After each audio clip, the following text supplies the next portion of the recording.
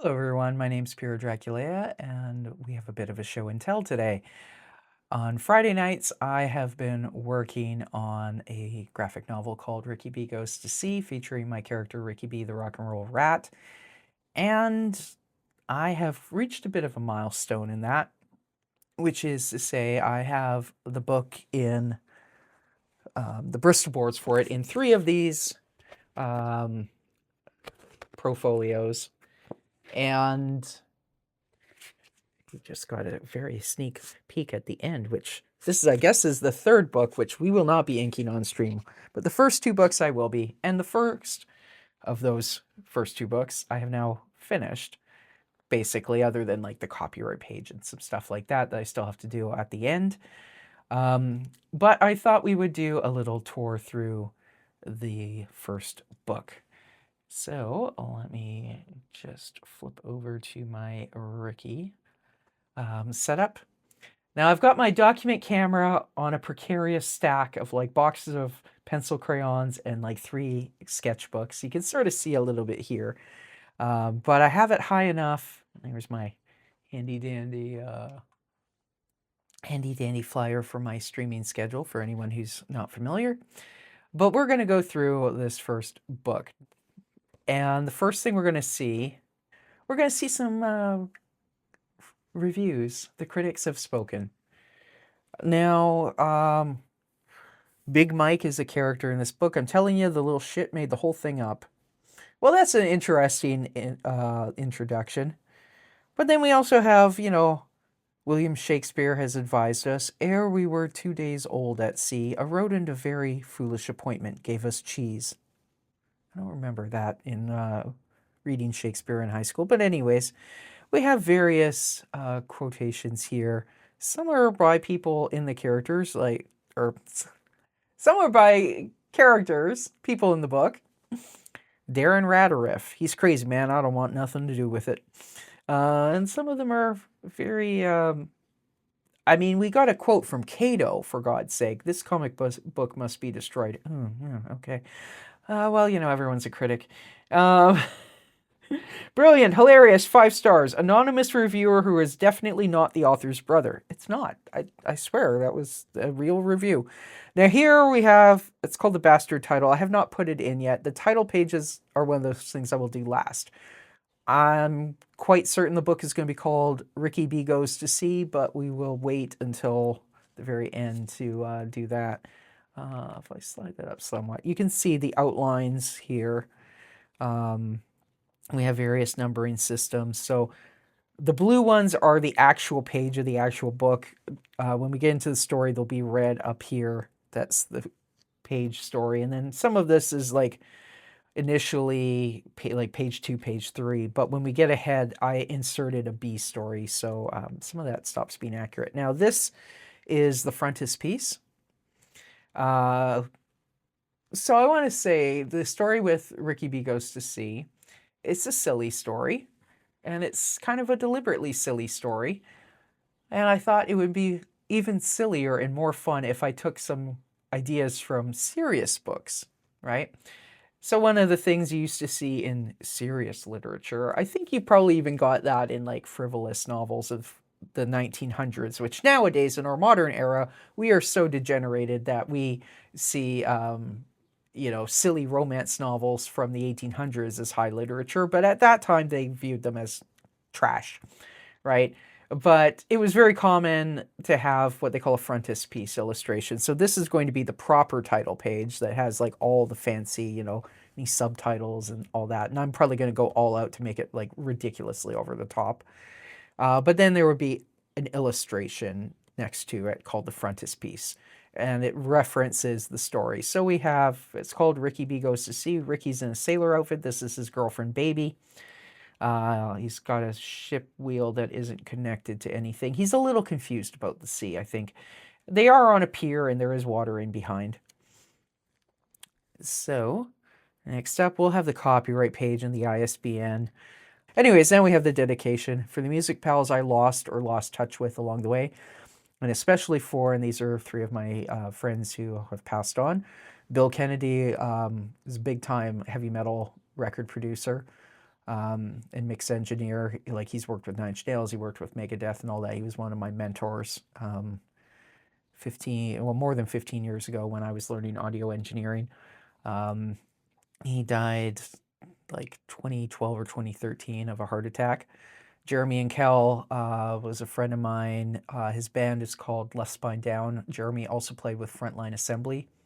And Bill Lieb's other project, Delirium, he did a lot of remixing and whatnot. Jeremy died young. Like, he had asthma. He ended up in the hospital and really went downhill really quickly. He was dead within 2 weeks of complications from asthma. Which, I mean, I never even knew that happened to people. Like, I always thought, oh, asthma, you have the inhaler and whatnot. No, like, anyways. So Jeremy and then Phil Western. Phil was in Download with Kevin Key and Dwayne Gattel and whatnot, that whole scene.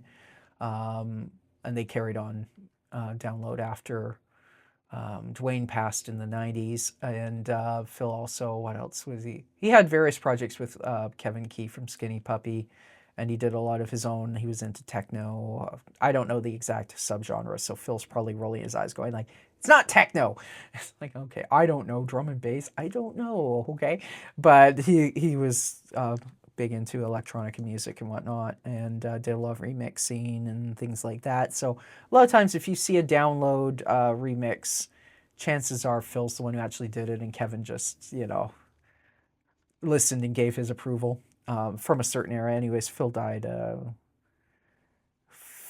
and Jeremy died within a year of each other, and after I had moved to the island. So I think one died maybe in 2018 and the other in 2019 or something like that. It was, anyways. So that was that. Phil died actually. No, it doesn't matter. He relapsed and he caught some fentanyl. That's what happened to Phil. So, anyways, so that's my dedication page. Where you see where I don't have a thing in, it's just going to be a plain white page, so I didn't bother putting a Bristol board in. So this is the epigraph. Traditionally, you would have in some of the highfalutin literature, sometimes you have like a quotation or something, and it sets the tone and whatnot. So here we have two kind of highfalutin quotes. Let faith oust fact, let fancy oust memory. I look deep down and do believe. That is Herman Melville from Moby Dick. And then from Cervantes' Don Quixote, perhaps to be too practical is madness. So I figure those two kind of set the mood, and then we've got this dark seascape with the light tower. I'm just momentarily debating if I should like actually pull in a sheet of Bristol board and continue the sea out this way, but I think it would kind of just end up being black, so I don't know. I'd probably leave it here. What I'm going to say for the outline, and I guess I should show this if I can find it. I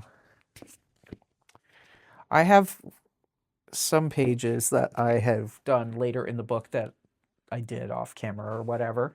Actually, if you look through the shorts on this channel, you may find some of those earlier pages I worked ahead on, but I will show what the page is actually going to look like. So this is, from the second book. So everything is going to, because I like working, doesn't show on this one, but I generally like working right to the boundaries of my frames, panels, whatever you want to call them. But because it's a book and it's bound, like that's fine for webcomics. When you have a book and it's bound, like you get some things that could risk getting cut off, or stuck in the gutter where you're having to like open the book and trying to see. So my solution for that, knowing my workflow, knowing that I will not keep away from the edge of the book, is every page is going to have this heavy black outline. So probably even this page, the blank white pages, I think I haven't decided, but I may do where they have a heavy black outline and then just a white square. I may leave them completely white. I don't know yet. I'll probably do test prints of both and see what looks better. But this is a page from later in the book. And so you can see it'll have like a 1/2 inch border. And then also, because it's going to be done by print on demand on Amazon, if they kind of screw up and they cut a little bit higher here, I've got, like, normally they're not going to screw up the trim by more than, say, 1/8 of an inch or so. But here it's with the 1/2 inch border, I know everything's safe.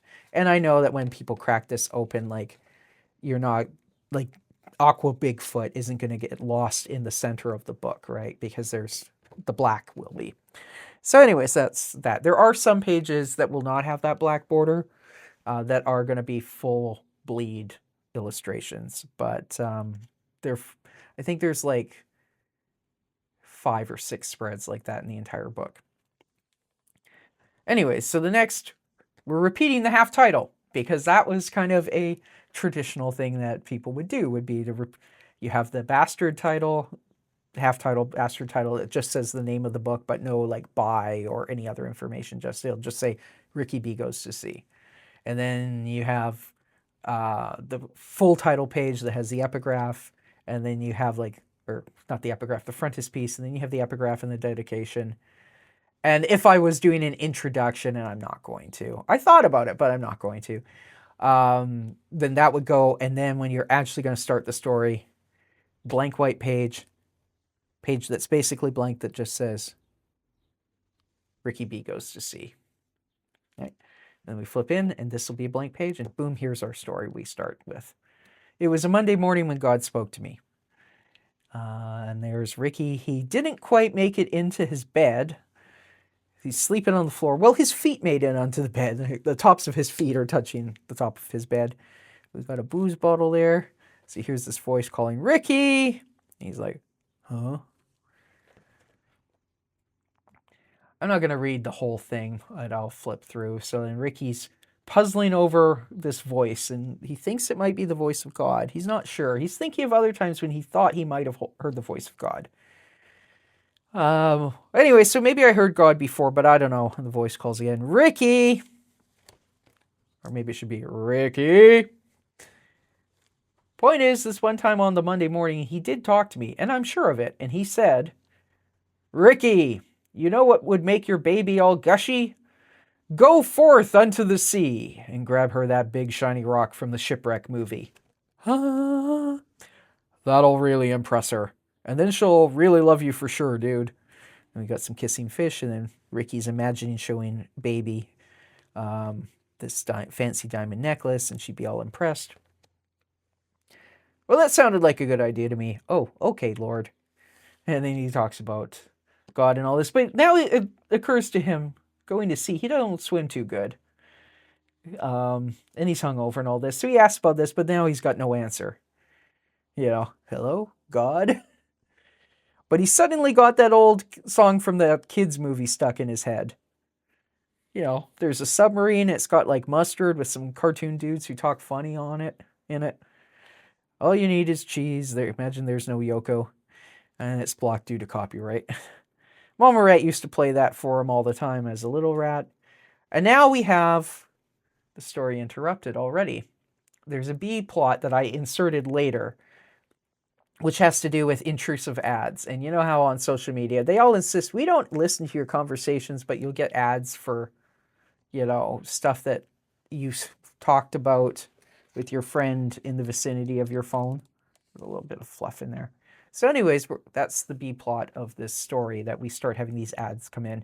In the second book, Ricky notices it, and then we have the rest of the B plot. But for this first section, we just have the ads coming in. It gets a little weird. So the Rattles, All You Need Is Cheese live. Guess those are the characters in that movie. Where did his mama rat get the movie to rent for him? Ratbuster Video. We're still here, barely. And then Her Night Out. Liquor Rat. Well, plus Ricky had the hangover. And Roy's Dispensary, Pot Palace, and it's still spelled wrong. Come get high on Roy's Supply. And then Bingo Night at the St. Paul's KFC Hall. It's supposed to be Knights of Columbus, but I just, for whatever reason, K of C, my brain just reads KFC.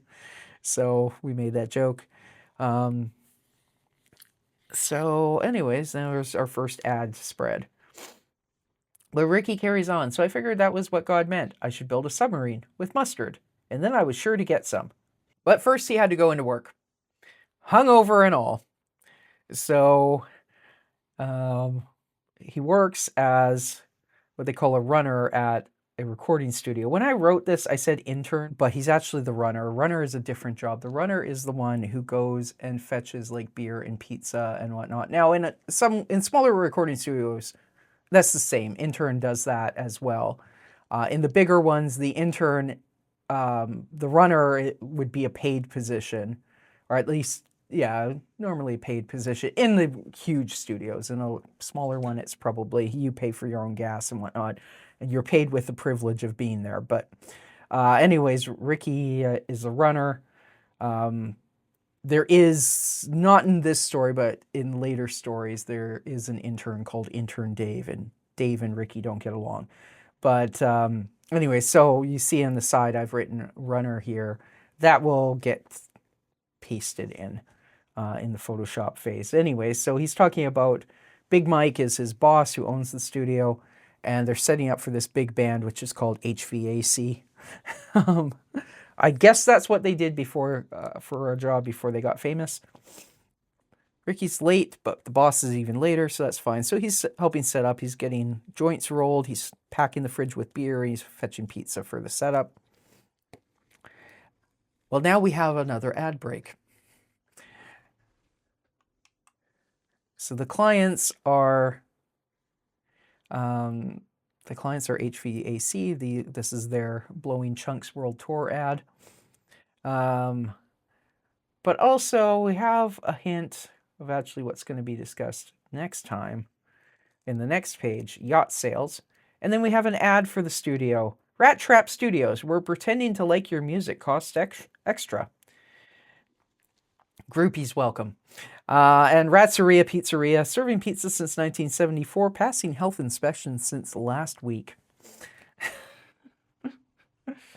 Anyways, as we're eating, Big Mike starts complaining about the wife wants a bigger yacht. Going back to that ad. You know, they do say that sometimes these ads figure out what you're going to talk about before you're going to talk about them. Or what you're going to buy before you're going to, you know it. There's been stories of women who have started getting like prenatal vitamin ads, and then like 2 weeks later is when they miss their period or when they find out they're pregnant, but or figure out that they're pregnant. I mean, I guess. Anyways, somehow the ad algorithm figures out that women who start looking at this and this and this, or start talking about this, are pregnant, even if they don't know it yet. Start advertising vitamins to them. Anyway, so kind of with that, with the yacht, Big Mike and Ricky kind of don't really get along. So Big Mike's pissed off that Ricky has interrupted him. Ricky doesn't want to tell him about the whole like God and go forth into the sea thing. Plus he figures Big Mike might go himself and get that big shiny rock. So the boss starts laughing at him and asks if the girlfriend is watching that stupid movie. And Ricky says yes. And Big Mike says, I heard the Russians take suckers down there, but we don't pay you enough to rent their subs. Ricky wants to build his own. And Big Mike laughs at him and tells him to just watch the stupid movie. And then we have the ad. In Russia, subs nuke you. There will be a little bit of photoshopping on the letters to tidy it up. Have crypto will take you to the Titanic. SS Dumb Tourist. And there's the tourist in there. This would be a good time to mention, and I've mentioned on the streams before, but this whole project is kind of based on the Oceangate incident with the Titan submersible that went boom going down to the Titanic. So that's where some of that comes from. Myself and one of my friends are kind of obsessed with that case a couple years ago. And I remember hearing about, oh, well, you know, the Russians used to take tourists down there, but the Russians had like proper research subs. But also it wouldn't be a big one like this. It would be like a really one of the little ones. So there'd be like a researcher or whatnot. and you'd be like squished in like sardines there, but you could go see the Titanic for I don't know whether it was $250,000, $500,000, something like that. But they weren't doing it in luxury. Neither was Oceangate, of course. Well, but Oceangate had like it was bigger, so you could fit 5 people to kill through your criminal negligence, allegedly. But anyways, that whole story is kind of what sparked this story of, especially when you start hearing about like expired carbon fiber and built in the wrong way by people who didn't actually know any, like Stockton Rush knew about aeronautics, I think, but that's the opposite problem. That's not enough pressure, not too much pressure. Anyways, he got away with it for a few years, and then it didn't end well. So anyways, at the time I was first developing the Ricky character, and I was like, I could totally see Ricky trying to make a submarine out of junk. So that's where this story comes in. Anyways, that is our intrusive ad. We go back to the story. And also the ads, the other thing, aside from the whole social media thing, is, see, my background in comics is more newspaper comics. And later in the 90s, I did read like 90s, early 2000s, I read like alternate comics. So like Julie Doucette's My New York Diary, New York Story, something like that. But like I grew up reading like Bloom County and Calvin and Hobbes and Peanuts, all that sort of stuff. And of course in those, like the ads are next to the comics in the paper, but they're not within the comic, right? And alternative graphic novels, alternative comics, there weren't ads in those either. Maybe, I don't know. I don't think Robert Crumb stuff from the 60s had ads. I think he did some stuff in magazines where the magazines might have had ads in between the comic stories. But anyways, I had heard at some point that in the golden age of comics, like Superman and whatnot, back in the day, you would have ads in the middle of the stories. And sometimes Superman would kind of shill the products as well. So that was part of the inspiration here, in addition to what I already said about like intrusive ads and ads eavesdropping on what you're talking about, and then the ad relates to that. So anyways, that's another angle on that. But back to the story. Big Mike grabs the last slice of pizza, tells Ricky to go clean the toilets. So, which would normally be a job for an intern. Runners might do that. Again, it depends on the recording studio, because the runner might be the intern. The runner and the intern might be the assistant engineer, although usually not, because usually the studio wants one of their staff members in the control room at all times. So that's going to be the assistant. It really depends. Anyways, Ricky's cleaning this disgusting toilet, envisioning dunking Big Mike's head in it, but also thinking about getting more sub parts, going dumpster diving after work. So now we have Intern Depot. And yeah, if Ricky's a runner, this joke doesn't work quite as well. So I don't know. I'll determine at the end whether I'm going to leave it at, because you can't say runner depot because the runner wouldn't. Anyways, but the intern would be cleaning the toilets.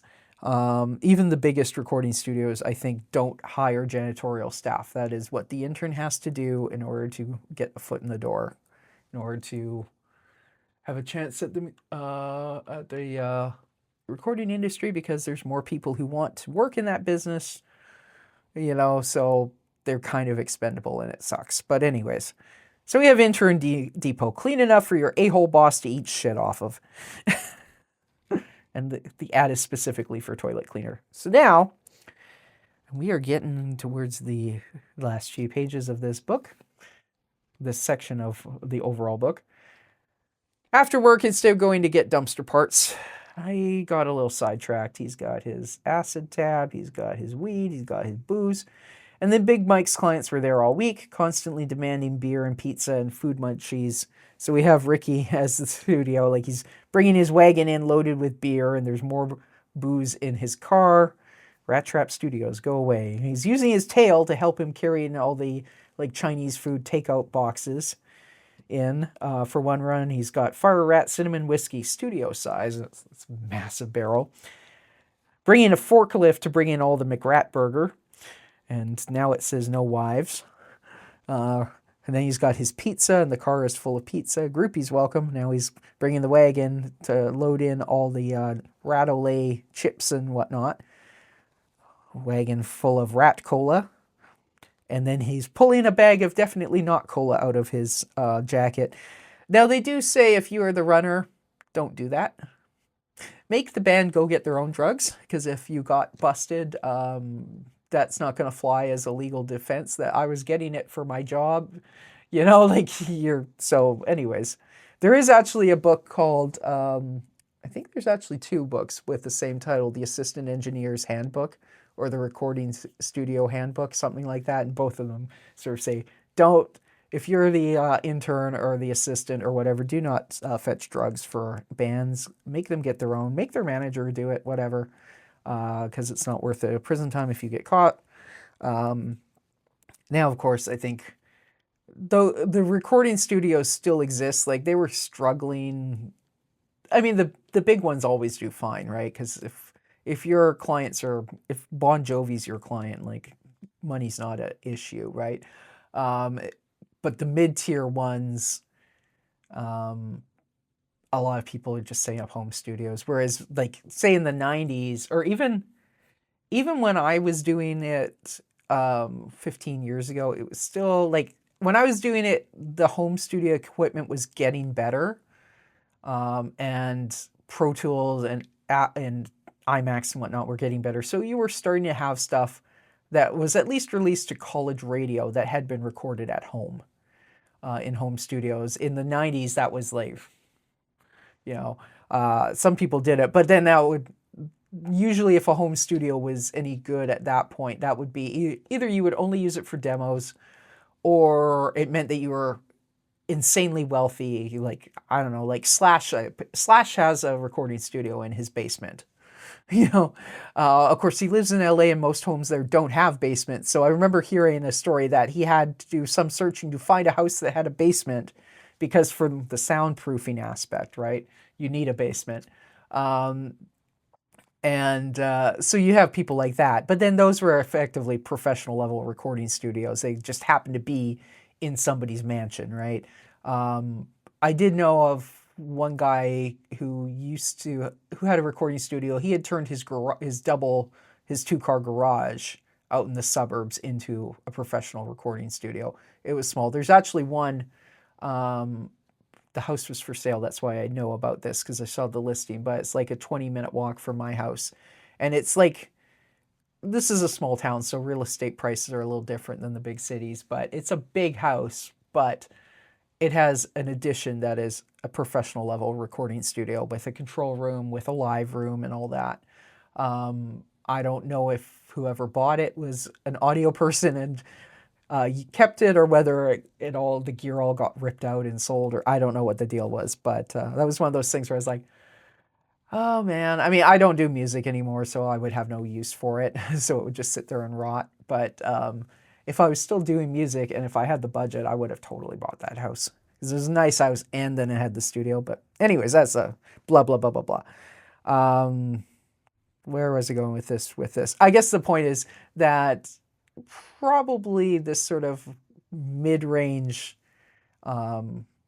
studio like Ricky's got, although Big Mike is supposed to be a famous record producer, so he does have big clients. But anyways, it's kind of a world that doesn't exist anymore, is my point. And I get it, these are talking rats, so it never existed. But like the real world that it was based on kind of is vanished. Anyway, so Ricky was out and fetching things and whatnot, so he didn't have time to drop any plans or source any stuff or figure out what kind of stuff he needed to source. And then another month went by. And now we have another ad break. McRat Burgers. I'm probably going to Photoshop that so it just says McRat Burgers instead of McRats. Like they would call it McRats, like I'm going to McRats, but that also matches what the side of the palette says in the previous page. And then Fire Rat Whiskey, Rat-O-Lay. Drink Rat Cola, same high sugar content now in 3 new flavors. Psst, did someone say hi?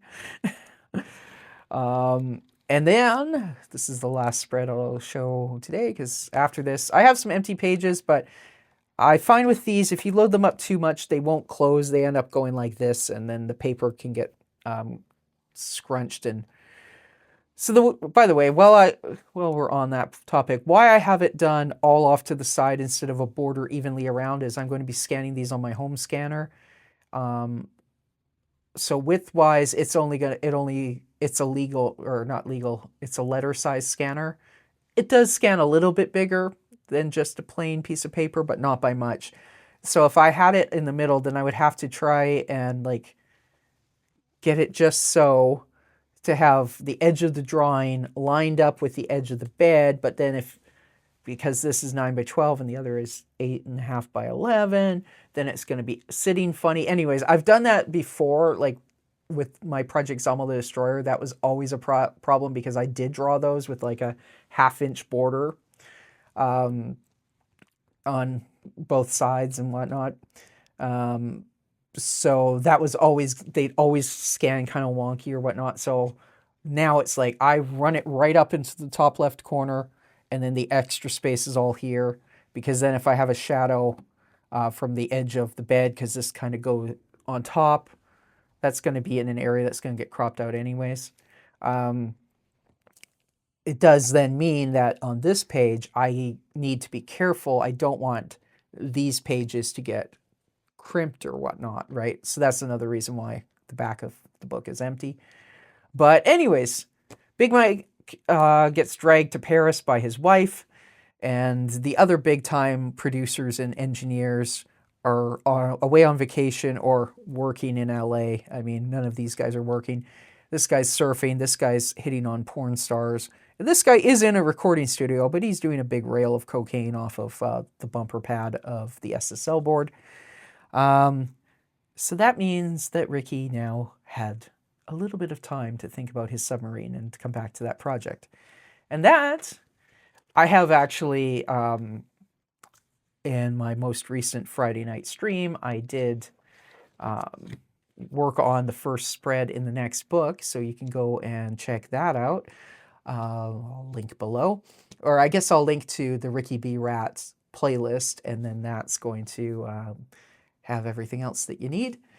And we go from there, where Ricky is starting to try to build a submarine, or get it built, as the case may be.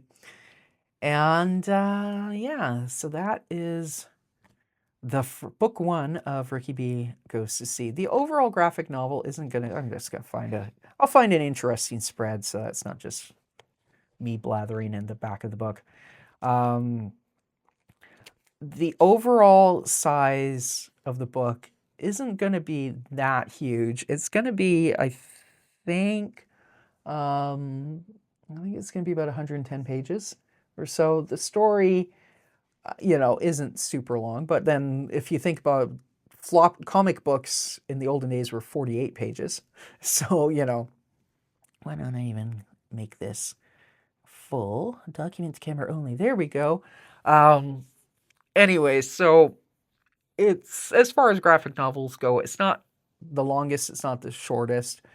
Because I've seen graphic novels that were like 300 pages. And I've seen ones that were like 48, so it's not quite in the middle, but it's, it's there. We will have some other features at the end of the book.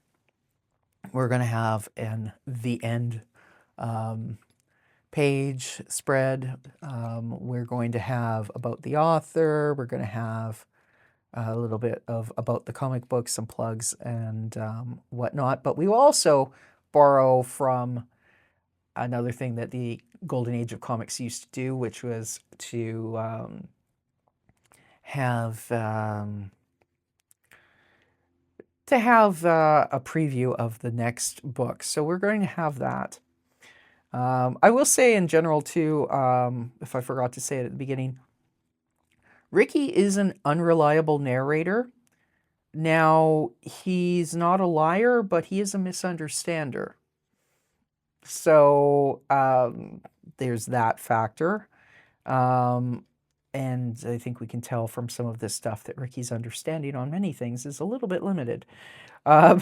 Anyways, but we're going to have at the end, we'll have a preview of the next book. Whether it's an accurate preview or not, we'll find out.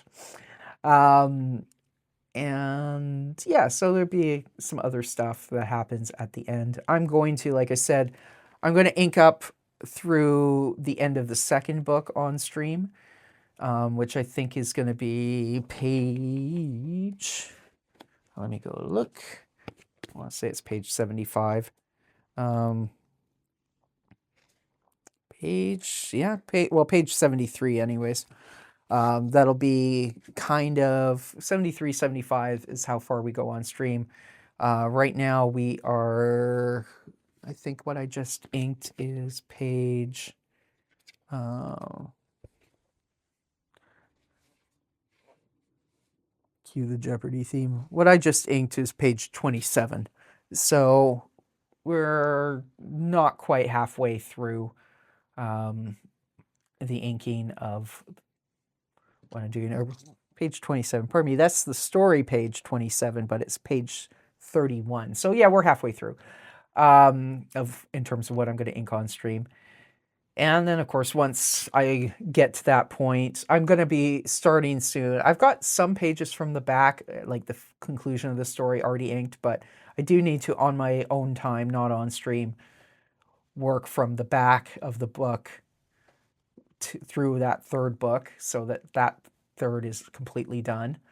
And so that when I get up and get it to the point of finishing on stream, then basically I'm ready to scan it all, assemble it into the graphic novel, and do the dance with self-publishing on Amazon, where you upload it and you order an author copy, an author proof copy, to make sure everything is printing correctly. And when you find mistakes, not if, when, then you fix those, re-upload, and then kind of do the dance until you get a good copy, and then you can release it. So it'll probably, when the finishes on stream, it'll probably be 3 to 4 months before the book will be available. But in terms of stream, I already have the story for the next Ricky graphic novel written, and it will feature not just Ricky, but Miles, who I have on my Monday night stream. Miles is Ricky's girlfriend's cousin. Anyways, that's all in the future. And yeah, let me just be sneaky and slide this in here. There's Ricky, and then Miles is the short guy, because Miles is half mouse, half rat, and Ricky is entirely rat. So yeah, if you're enjoying my content, do subscribe and check things out. I stream 5 nights a week, Monday through Friday at 6:30 p.m. Pacific. And 2 of those nights are This World, Mondays with Miles and Fridays with Ricky. And what I will leave you guys with is the link for the Ricky B Goes to Sea playlist, so you can catch yourself up if you'd like to see how all this got drawn. And, you know, we already have a couple drawings into the future book, or the next book. And if you're seeing this at some point in the future, all the Ricky B Goes to Sea goes on there, so you'll find the latest stuff on that playlist. Thank you for watching, and we'll see you again real soon. Bye for now.